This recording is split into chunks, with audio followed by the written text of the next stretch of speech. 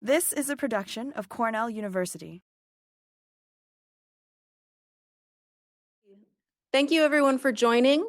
The PPPMB DEI committee is lucky today to host Theo Newbold, a PhD student from the Pennsylvania State University. Their research focuses on the influence of agricultural management on the composition of fungal endophytic communities in maize, co-advised by Drs. Sharifa Crandall and Gretchen Kuldau. They are a fellow of the prestigious Foundation for Food and Agriculture Research Program and the first student to work towards a dual title microbiome sciences and plant pathology PhD at Penn State. They have been spotlighted in numerous outlets, including a Nature career feature article. Theo is the outgoing chair of the APS Diversity, Equity, and Inclusion Committee and has worked for social justice causes throughout the various institutions they have attended.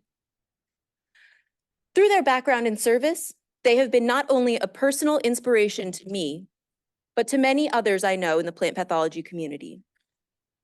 Today's talk is a bit of a pivot from the typical PPPMB seminars, since instead of discussing Theo's research, we are highlighting the humanity behind the work and showcasing the diverse lived experiences of members of our community. Please welcome Theo Newbold. Thank you so much, Izzy. I'm incredibly humbled by your introduction. And I want to apologize to everybody. It was my greatest intention to be with you in person. My partner was injured, and so I would really appreciate you being able to pivot and allow me the space on Zoom. So as Izzy said, my name is Theo. I'm a third-year PhD student in the Department of Plant Pathology and Environmental Microbiology at Penn State. I'm also a FARF fellow, as she mentioned, and a microbiome dual title student. And now typically when we come in to hear research talks, oftentimes the recommendation that's given to us is to use a personal experience to bridge our audience with our research. But today, instead, I'm going to actually use my research as a bridge to my journey and why I view the importance of this kind of work, talking about and highlighting my mentors and work in service. So my dissertation work largely looks at understanding how agronomic factors shape the foliar fungal endophyte community of maize. Now, classic definitions of endophytes typically say that these are organisms that live asymptomatically within plant tissue and that they either have a positive or largely commensal relationship with their host. And this oftentimes ignores the cases or situations in which parasitic organisms colonize that tissue as well, And so for my definition, I'm focusing on organisms, specifically fungi, that live asymptomatically within a host for at least part of their lifetime. And that's obviously building on previous definitions. And really, why do we care about endophytes? Well, fundamentally, we're really interested in them for biocontrol, and we're interested in them in the context of their pathogenicity and ability to cause disease. Now, traditionally, when we think about endophyte research, specifically in maize, we think about most work that's been done in roots and seeds. And this isn't surprising, right? The relationship between nutrient uptake and roots and yield or seed health are going to be fundamental to our growers who are most interested in the yield outcome of their crops. This work also typically prioritizes beneficial relationships without directly talking about pathogens. But we really haven't looked at what factors drive these communities in an above ground, or for my work, foliar context. And why we might think about this is in relationships to pathogens and disease. We know that these organisms colonize foliar tissues, and those can serve as inoculum points for these pathogens. We might also think about the relationship between or the success of potential biological control agents in these systems and the potential for existing microbial communities to shape the success of those agents. And then thinking about the ways in which climate change may reshape these communities and really focusing in on why this work is important. Now, what we're looking at are a wide variety of large categories of potential drivers of these communities. We know in a broad sense that these drivers are going to be largely interaction between abiotic and biotic factors, things like environmental stress, anthropogenic factors. And my work focuses on 5 main areas, looking at neighboring vegetation, cover crops, looking at anthropogenic factors such as management style and environmental stress. And all of this work in the context of the foliar environment.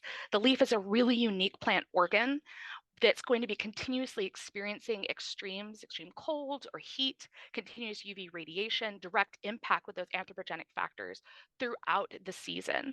And so this creates a very unique space for colonization.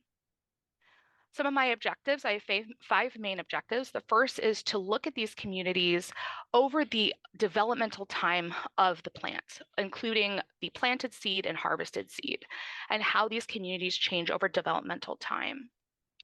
Then looking at cover crops, we know that for both conventional management systems as well as organic systems, that the use of cover crops is increasing. And we're really interested in how these different legacies are going to be impacting these microbial communities.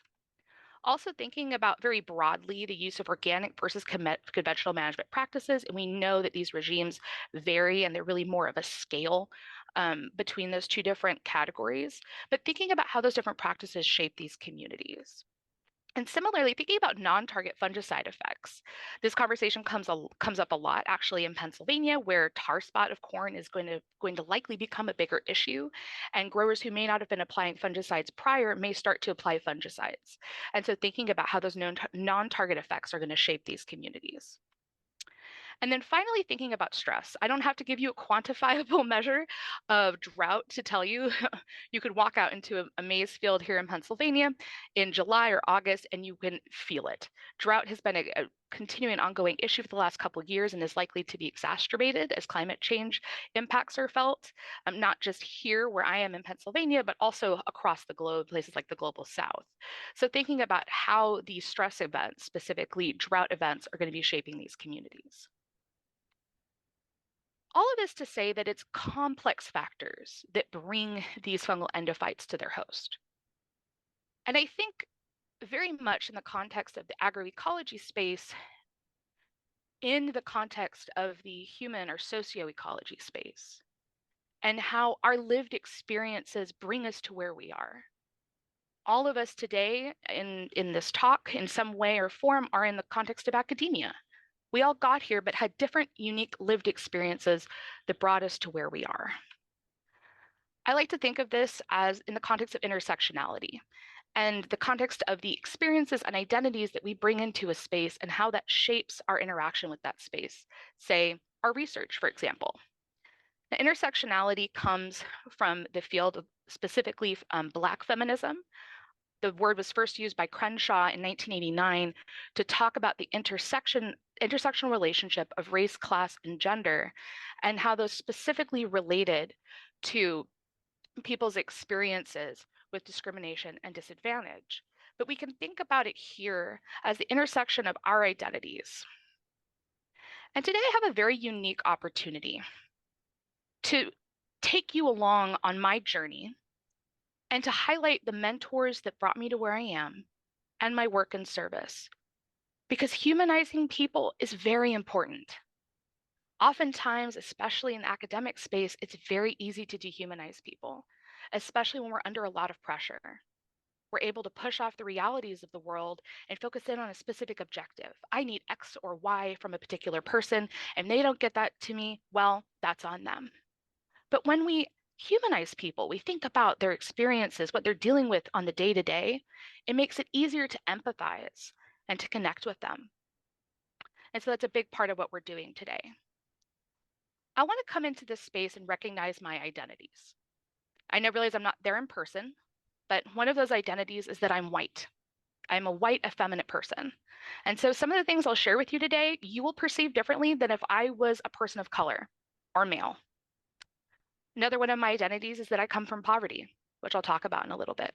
So the knowledge that I come into this space with is going to be different than some of you who may not have experienced that. I'm also blind, which means I'm entering this space disabled. I'm also fat, and I'm also transgender. And those are going to play heavily into the experiences I've had and how I enter this space today. When we talk about our lived experiences, oftentimes this imaginary goal that we're going to inspire people comes up. And I tell you, my goal is not to inspire you. For the love of God, don't tell me I inspired you. My goals today um, really are simplified here. And the first off is I want you to take away this idea that mentorship is a critical element of success, whether that's academic success or professional success, whether you're a brand new graduate student or you're someone who's been in the field for 25 years. Mentors are important.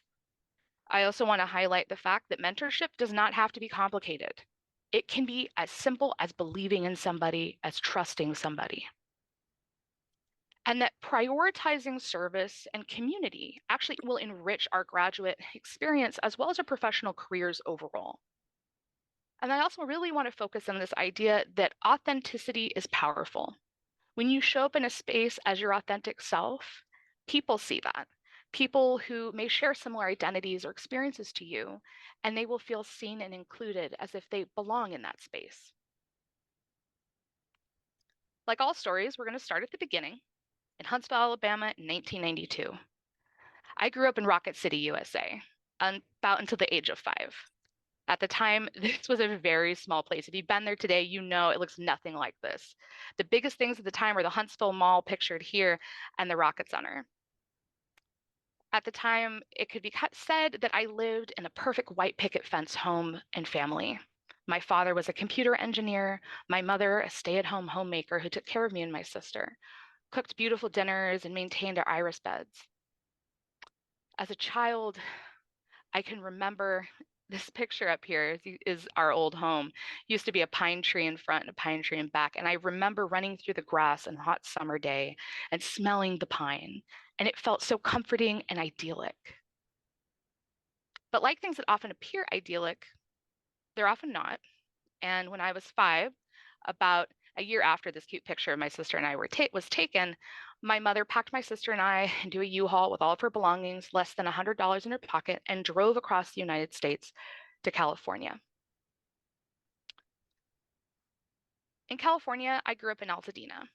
It's an interesting juxtaposition because, as you can see from the picture, it's beautiful with massive sloping mountains, lots of green. It's also famous for being in a lot of movies, for being where famous cinematographers and artists live. But it's also a place of extreme poverty. I grew up in a largely redlined area, and without the resources, it meant that my childhood was a little bit complicated. And this was further complicated by the fact that while we lived with my grandmother at the time, who I am very generously compared to for her strength and passion, she was dealing with a lot of health problems. One of those is uncontrolled diabetes, which made her incredibly abusive. And so I grew up in this environment where we didn't have the resources necessary and abuse, which made my academic world fuzzy. It meant that school became a place to escape. But it also meant, for me at least, this lack of resources, that I struggled heavily in school. As a blind student who didn't have updated glasses or didn't get to see my eye doctor frequently enough, I struggled to read, to write, and to engage with the work that I was doing.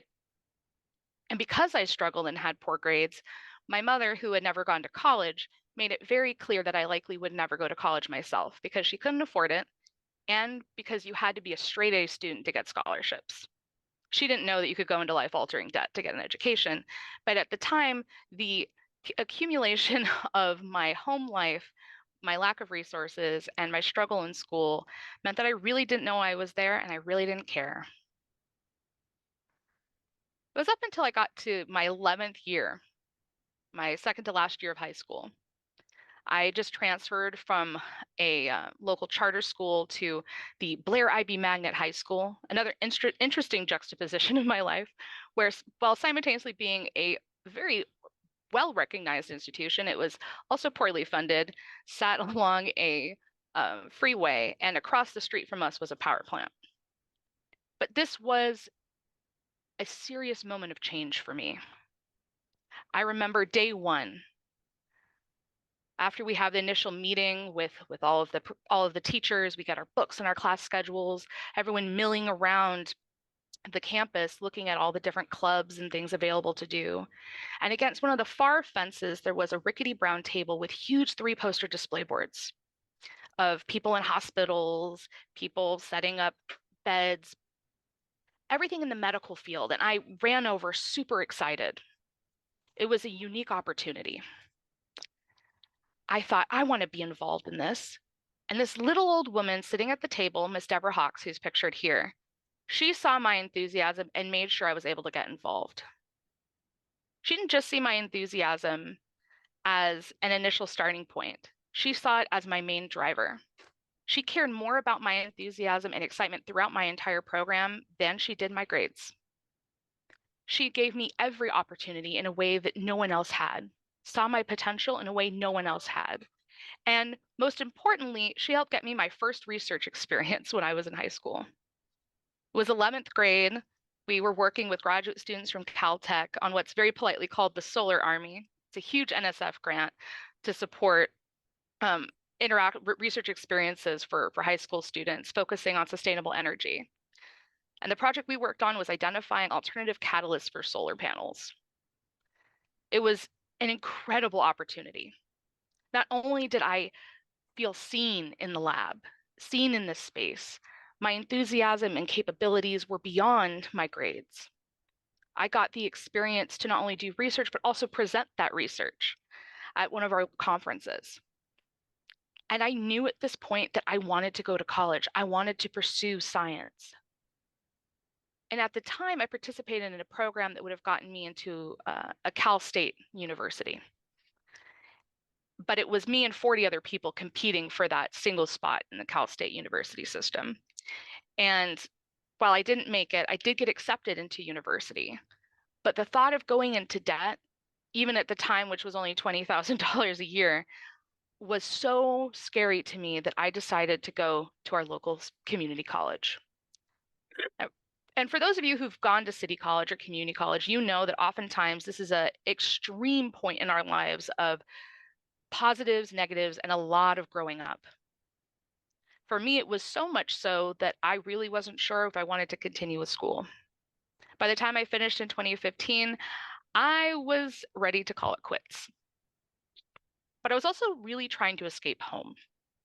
And let me tell you, there's no better place to escape home than the coast of California. I applied and got into California State University, Monterey Bay, where I did my bachelor's. And this is really where things changed.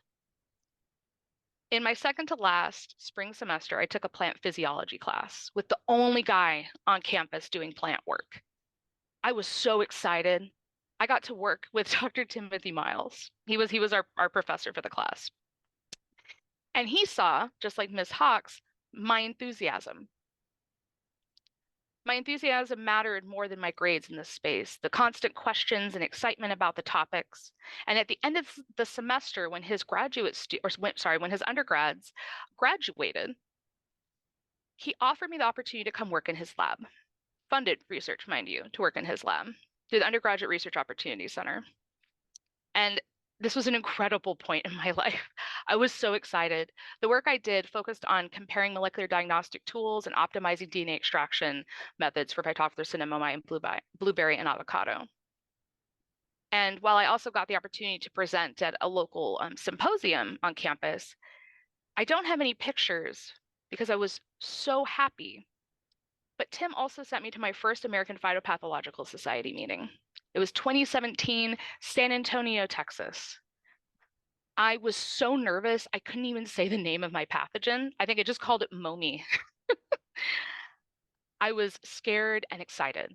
I met so many different people studying so many different things that when I came back to Tim, I said, Tim, I have to be a plant pathologist. I have to do it. This is what I want to do with my life. I had such a good time. I found passion. And Tim goes, well, I guess you're going to grad school. And while I didn't have a lot of context for grad school, Tim's connection to the foliar pathology world did bring me to Oregon State University, where I worked on my master's. And I worked on my master's with Dr. Walt Mahaffey. My research was really cool. I got to explore the fitness costs associated with strobilurin and fungicide resistance and the great powdery mildew pathogen Erysiphene necator. And the research was great. and I learned a ton. But really, what Walt did was two things. He trusted me. He trusted me in a way no one else had. He trusted me to fail, and he trusted me to succeed. He was there to pick me up when I failed and there to push me when I succeeded. He trusted me to come in at 5 a.m., which, by the way, would not recommend, and to get my research done. But something else he also did, aside from trust me, was that he always came into a space authentically. Now, for him, it was largely because he didn't know any other way to enter a space, but he was always 100% himself, from cargo shorts and flip-flops in winter to the appreciation for students with non-traditional backgrounds. Walt was something. And his trust in me and his authenticity really helped me see and express my authentic self. Part of this was exploring my gender identity and using new pronouns. Part of this was bringing my partner to campus events and talking about my perspectives and views and needs in the context of social situations. But it also got me involved in supporting other students. And regardless of how you feel about employee unions, they're a critical part of the graduate experience. I so happen to serve not only on the executive council of our employee union, the Coalition of Graduate Employees at Oregon State, but I also served as a liaison between our department and the union. And this was a transformative experience. At this time, I also got the opportunity to serve on several diversity, equity, and inclusion committees within the Department of Botany and Plant Pathology at Oregon State. And in that time, one of the main things that I did was, rather than focusing on equality, which at the time was the main focus at the time, I brought in this idea of equity, not only including that in the name of our committee, but also in the language that we crafted in support of the department's efforts. Now, when we think about equality, typically this is everyone having exactly the same thing. The example you can see in this picture, we have 3 people watching a sporting event, and each person has a single box. But one person at the end is already very tall. And with the box, they can definitely see the show or the game, but they don't really need the box. And the person at the other end is a lot shorter. And even with the one box, they still can't see. That's equality. But equity is the redistribution of resources. And so in this example, we see the giving of the box from the person who's very tall to the person who's very short, who can now engage with that game. And so I included language on equity as a reminder that we need to actively be involved, actively redistribute our resources to support underrepresented students coming into the department. And I'm very proud of that. During my time at Oregon State, I also had the deep privilege to meet Dr. Brianne Kesselstein, who I guess was an alumni of Cornell. She, like me, was also blind. She gave me a lot of advice and perspective on her experience in building resources and self-advocacy, but she also brought me into the diversity, equity, inclusion space on a much larger level. Brianne saw my unique experiences as valuable and important. She said that people with diverse experiences like mine need to be in positions of power and authority. And so when the opportunity came to nominate chairs for the Diversity, Equity, Inclusion Committee of APS, she nominated me. It was 2020, we were on Zoom. I was incredibly overwhelmed by this opportunity, but everyone voted for me, and I was brought in. This was a transformative moment. The CDII has become a home for me. I've had many mentors and people that I've worked with over my time with them. And so people ask us, why diversity? Why is diversity important? Well, here's the answer from the website, which talks about how diversity is an integral part of APS history and mission and values as a society. For me, I think about diversity as an integral thing to think about, because when we're not centering diversity, it's very easy to exclude people, whether intentionally or otherwise, from the research space. And research is emboldened and strengthened by the power of diverse perspectives and ideas. When everyone thinks the same way, we're never going to think outside the box. One of the great problems, really, of our day is being able to address major plant pathology challenges. And without people with diverse perspectives, we can't do that, and the field doesn't move forward. And for me, that's really why I care about diversity in the context of APS. I want to highlight some terminology. as we move forward, thinking about diversity and inclusion. So diversity is the summation of identities, right? People's sexual orientation, gender expression, race, but all these other identities as well, such as citizenship status.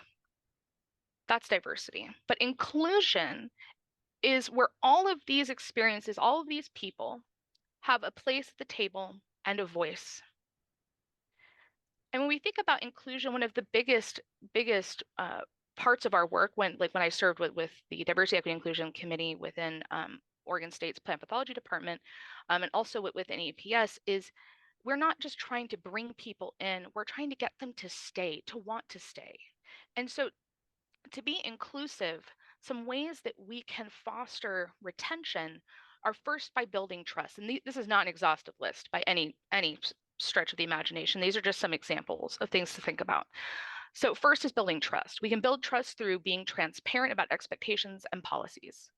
In the university system, we might think about this as being really transparent about our expectations as advisors, but also as advisees. What do we plan or expect to get from the people who are leading us? You might also think about this in the context of APS.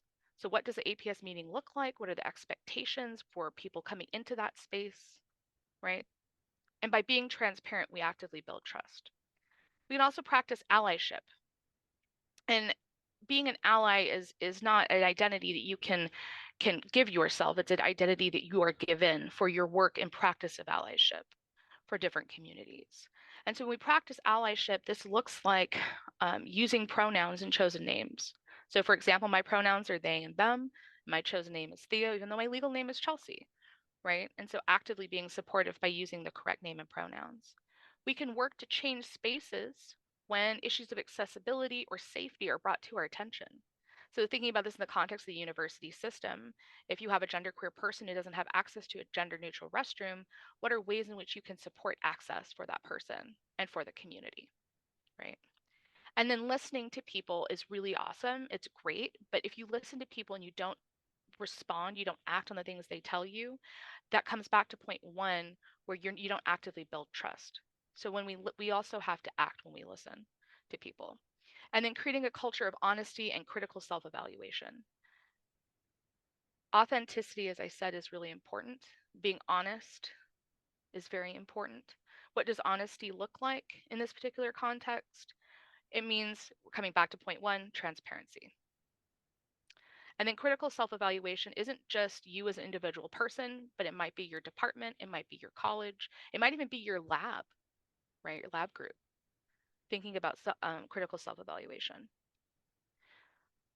So the CDII really focuses on that connection between diversity and inclusion. To do this, we actively provide training and career developmental resources for people within APS. We work to facilitate development of social contact, right? Interaction with people. This is really important, especially coming out of the key parts of the shutdown, thinking about ways in which we can interact with each other more.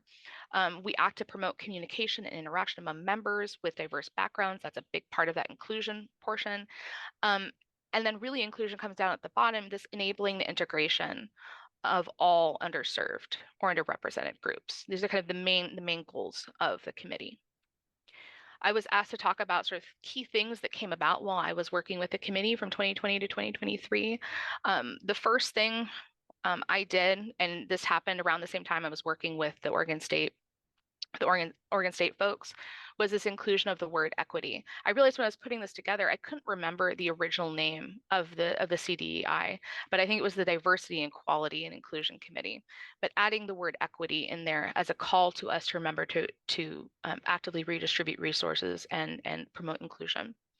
I worked with our accessibility subcommittee on crafting an article on accessible presentations. That was for ISMPMI, which I know has been used in some of the courses here at Cornell. And then comprehensive recommendations for APS on accessible meetings. This is for both in-person and online meetings. And a big part of this is that we update it every year and resubmit it to leadership as recommendations. We also work to include pronouns and chosen names during annual event registration, as well as disclosure an accessibility request during registration. The accessibility request is a really big one. We felt really strongly about getting that through, largely because prior to open disclosure, people would have to email somebody to ask for support. And really what this really ended up resulting in is that the person who's getting emailed either lost the emails, were too busy, and we're trying to deal with accessibility requests at the last minute that often couldn't be put into action. So people weren't being able to fully engage with our meetings. We also worked on developing the Hub, which is an APS Diversity's resource website through the APS website. And this really came about by work by Dr. Mariama Carter, who headed the Black Lives Matter Task Force and put together anti-racism resources with her task force back in 2020 and 2021. What does some of this work look like? So annually, we have an LGBTQI networking event at Plant Health. We also work to hold workshops, such as our mentorship workshop in 2022. And then we work to have panels both during the annual meetings and online throughout the year. I'll note that these last two we put together, the Beyond the Land Acknowledgement and the Envisioning Accessible Science we put together, but due to extenuating circumstances, really weren't able to come to fruition. But really, we're incredibly dedicated to this work. And so even when we're not able to host the events we plan, moving forward and continuing that work is very important. Thinking about why someone might want to take on leadership, whether that's with the CDII or in the context of any other APS committee. I was asked to talk a bit about sort of the outcomes or the benefits. And these are the three that I really thought about. I thought about resume building, right? These are things you can add to your CV. You can also build leadership experience oftentimes, especially as grad students. We don't get the opportunity to practice leadership in this sort of capacity. And so this gives you a really large platform for doing that. And then building your mentorship network. These are some people that I met out of this committee work who serve as both professional and academic and career mentors to me. And I am incredibly, I've seen this as an incredible asset from my work with the committee. Some other ways in which you can be in service can also look like being authentic and showing up on social media. For me, this has looked like my work, specifically my X or Twitter page, which I focus on highlighting my identities, including a rainbow flag, that I'm disabled and queer, as ways to show to other people who might see this profile, who might also share those identities and might be thinking about whether or not they want to stay in plant pathology or stay in the sciences and where they want to go, that there's space for them, that they can take up space and that they're wanted here in our field. Also being visible in your discipline. So I think in more of a professional context, for me, I use LinkedIn pretty heavily, and I share a lot of the more professional side of the work that I do, or I'm involved in. So for example, involvement recently with the Graduate Women in STEM here and their Empower conference, and really highlighting more the professional side of my identity in this space. But also thinking about taking opportunities to share our lived experiences. So like today, with me coming in and talking to you today, even though we're over Zoom, right? We're recognizing this is a very vulnerable thing, right? But these are also great opportunities to show people that they're welcome in these spaces. Some other examples, I have a mini profile, for example, with women in science.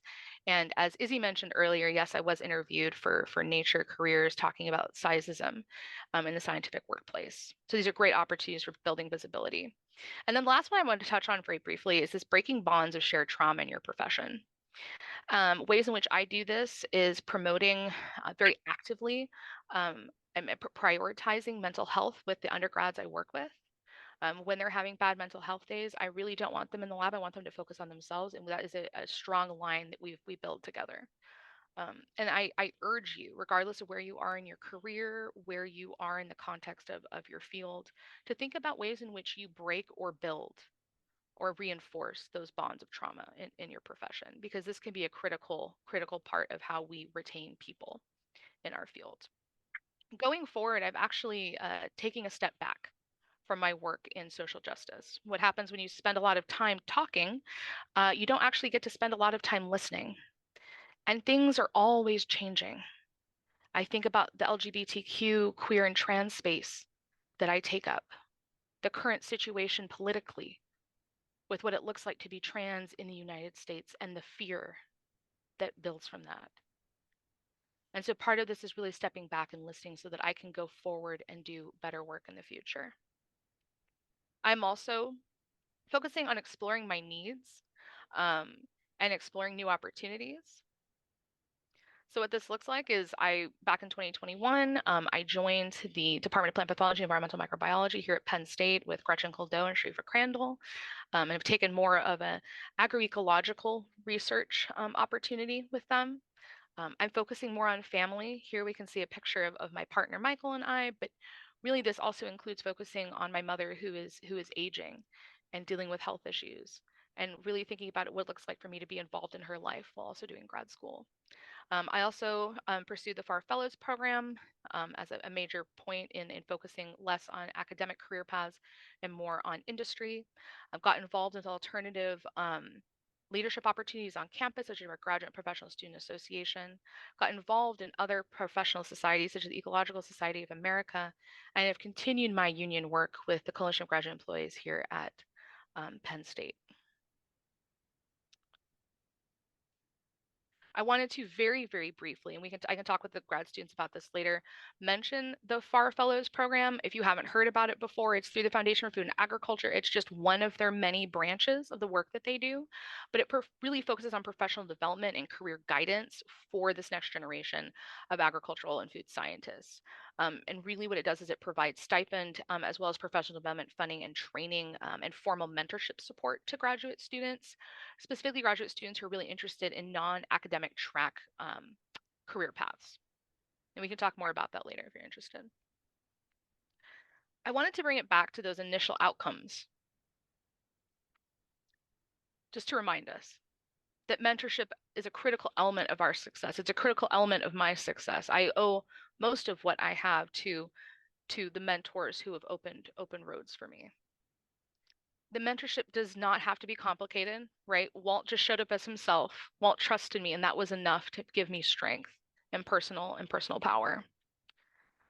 And that prioritizing service and community is an enriching part of our careers, whether it's graduate school or professionally. You know, I personally believe that science is such an important, valuable thing to us as fundamentally to human beings, that I want to bring people in and keep them there. And I think that that's a big part of the work that we all should be doing in some way in our career. And then the power of authenticity. Showing up as yourself shows other people that they can show up as themselves. And that's a critical element to who we are as people. I wanted to thank the people who fund me in my graduate research. I want to thank the labs that supported me, provided feedback on my presentation and getting me to where I am today, and to remember and appreciate the mentors who supported me in my path. I'm more than happy to take questions, and I would love to connect with you. I tried to separate these QR codes out as much as I possibly could, so that if you wanted to scan them, you can. Also, my name, if you just Google me, typically shows up on Google pretty readily. But I'm happy to take any questions you have now. Thanks so much, Theo, for that. I really appreciate it. What questions do we have from the room?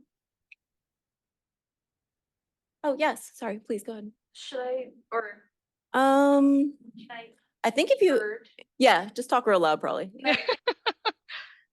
Thank you so much, Theo. Your presentation, it resonated with me in a lot of different ways. I wanted to ask, I mean, I know it's really important to focus on positive relationships and positive mentorships. Yeah. Could you talk a little bit about if there have been any barriers to understanding in your lived experience, and like how you managed to overcome it?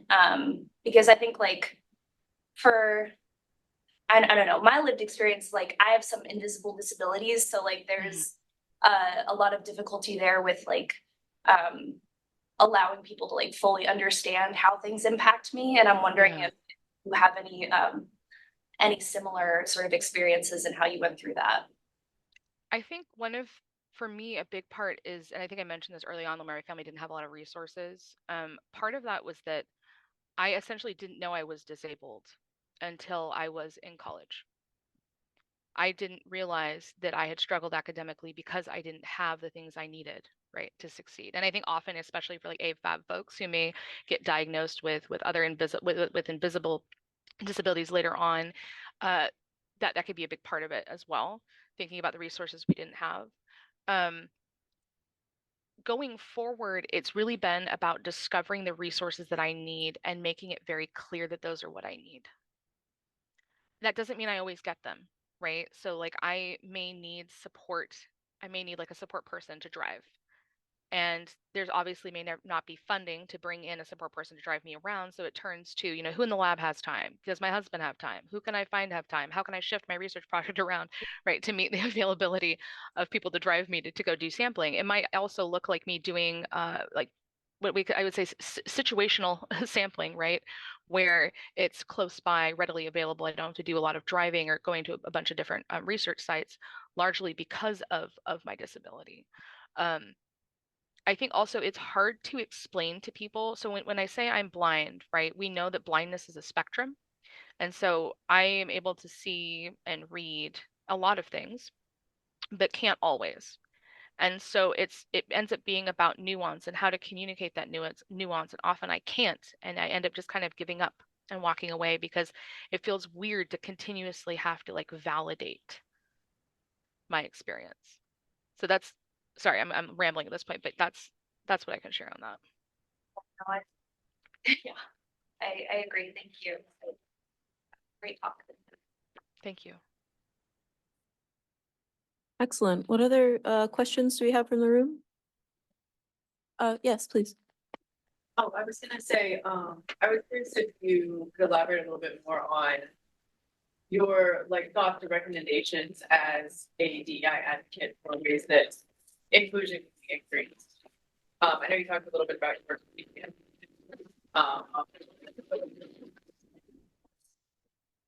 I'm sorry, can you repeat the question, Izzy? I think I only heard the first like quarter of it. Sorry, do you want to try to talk louder or should I talk? Oh, what I was saying, I was curious if you could elaborate more on your expectations for how disability inclusion. Around specifically disability inclusion? Is that the question? Sorry, like I said, it's hard for me to hear. What recommendations do you have for increasing inclusion in academia? Sorry. Like categorically? Sure. Like the one example that you gave of including, you know, in registration, like, you know, do you have any like requests, you know, for things that you need, and how that was a really, you know, that was something, you know, it's kind of a game changer. That's really, any other recommendations like that? I mean, one of my biggest recommendations is actually at like a university level that specifically around, I mean, you were talking about like accessibility. Oftentimes we have offices, right? Whether that's a diversity inclusion office, whether that's a ADA office, right? That are, most of the work that they do is geared towards undergraduate students.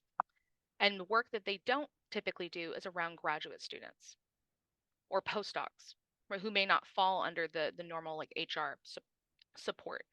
And so I think first off is education in those spaces around what's needed. It's like, what are the resources that are needed? And then thinking about where the funding and support from the university, what advocacy departments can do around making sure that money is allocated to those resources. Was that kind of what you were thinking? I'm like I said, I'm having a really hard time hearing the question. Yeah, that's great. Thank you. Okay. Other questions from the room? Okay, it looks like, great, we're within time. In the chat, oh, fantastic talk. Thank you so Yeah. much for hearing. All right, terrific. Well, thank you so much. In 413 Man, we now have the post-seminar lunch for grad students and postdocs. So we will meet you via Zoom in a couple of minutes. All right, lovely. Thank you so much. Thank you. This has been a production of Cornell University, on the web at cornell.edu.